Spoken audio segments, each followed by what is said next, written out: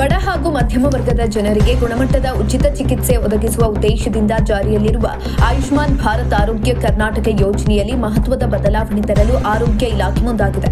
ಹಲವು ವರ್ಷಗಳಿಂದ ಚಿಕಿತ್ಸಾ ಪ್ಯಾಕೇಜ್ ದರ ಪರಿಷ್ಕರಣೆ ಆಗದ ಹಿನ್ನೆಲೆಯಲ್ಲಿ ಖಾಸಗಿ ಆಸ್ಪತ್ರೆಗಳು ಚಿಕಿತ್ಸೆ ನೀಡಲು ಹಿಂದೇಟು ಹಾಕುತ್ತಿದ್ದವು. ಇದರಿಂದ ರೋಗಿಗಳು ಆಸ್ಪತ್ರೆಯಿಂದ ಆಸ್ಪತ್ರೆಗೆ ಅಲೆದಾಡುವ ಪರಿಸ್ಥಿತಿ ನಿರ್ಮಾಣವಾಗಿತ್ತು. ಈ ಸಮಸ್ಯೆಗೆ ಪರಿಹಾರ ಕಂಡುಕೊಳ್ಳುವ ಉದ್ದೇಶದಿಂದ ಸರ್ಕಾರ ಈಗ ಚಿಕಿತ್ಸಾ ದರ ಪರಿಷ್ಕರಣೆ ಹಾಗೂ ಯೋಜನೆಯ ವಿಸ್ತರಣೆಗೆ ಸಿದ್ಧತೆ ನಡೆಸಿದೆ. ಆರೋಗ್ಯ ಇಲಾಖೆಯ ಪ್ರಕಾರ ಯೋಜನೆಯಡಿ ಈಗಾಗಲೇ 1650 ಬಗೆಯ ಚಿಕಿತ್ಸೆಗಳು ಲಭ್ಯವಿದ್ದು 171 ತುರ್ತು ಚಿಕಿತ್ಸಾ ಸೇವೆಗಳನ್ನು ಸೇರಿಸಲಾಗಿದೆ.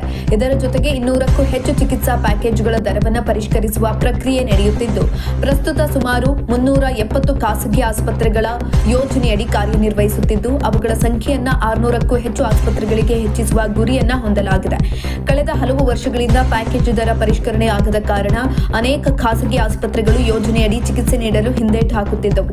ಕೆಲವು ಕಡೆ ರೋಗಿಗಳಿಗೆ ಚಿಕಿತ್ಸೆ ನಿರಾಕರಿಸಿದ ಆರೋಪಗಳು ಕೇಳಿ ಬಂದಿದ್ದರೆ, ಇನ್ನೂ ಕೆಲವು ಆಸ್ಪತ್ರೆಗಳು ಹೆಚ್ಚುವರಿ ಹಣ ವಸೂಲಿ ಮಾಡುತ್ತಿದ್ದವು ಎಂಬ ದೂರುಗಳು ಕೂಡ ಕೇಳಿ ಬಂದಿದ್ದವು. ಇನ್ನು ಯೋಜನೆಯಡಿ ಒಂದು ಕುಟುಂಬಕ್ಕೆ 5 ಲಕ್ಷ ರೂಪಾಯಿವರೆಗೆ ನಗದು ರಹಿತ ಚಿಕಿತ್ಸೆ ಸೌಲಭ್ಯವಿದ್ದರೂ ಒಂದೇ ಕುಟುಂಬದ 2 ಅಥವಾ ಹೆಚ್ಚಿನ ಸದಸ್ಯರಿಗೆ ಒಂದೇ ಸಮಯದಲ್ಲಿ ದುಬಾರಿ ಚಿಕಿತ್ಸೆ ಅಗತ್ಯವಾದರೆ ಈ ಮಿತಿಯೇ ಸಮಸ್ಯೆಯಾಗುತ್ತಿದೆ.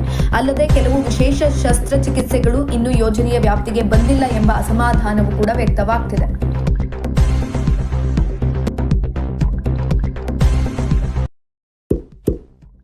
ಇಂತಹ ಇನ್ನಷ್ಟು ವಿಡಿಯೋಗಳಿಗಾಗಿ ಲೈಕ್ ಮಾಡಿ, ಫಾಲೋ ಮಾಡಿ, ಶೇರ್ ಮಾಡಿ.